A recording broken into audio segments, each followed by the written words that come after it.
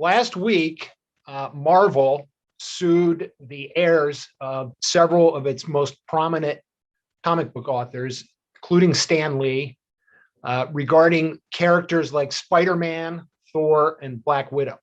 Why did they do this? I'm Mike Steger. I'm a copyright and trademark lawyer, and today we are going to discuss the reasons why Marvel went and sued all these people.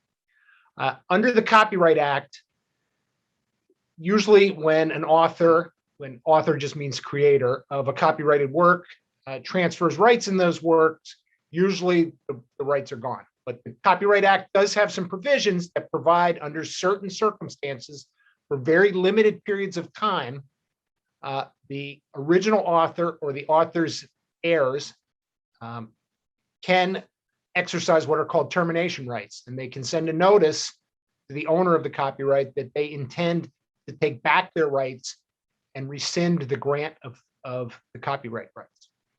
This is a very technical process. It really only came into effect about 10 years ago, and there can be a lot of money at stake.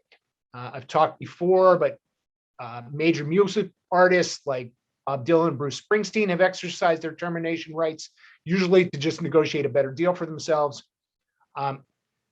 But in mass entertainment, especially comics that have been turned into movies, a lot of times the authors can have some really valuable rights, and the owner of the ultimate rights, in this case Marvel, which is owned by Disney, is really worried, what's going to happen to the Avengers and these other characters if the authors are able to reclaim these rights. So that is why Disney sued them. The case is going to turn on some very technical aspects, whether these authors were actually employees of Marvel at the time that they wrote these. There'll be some interesting cases here. I would imagine most of them will end up settling.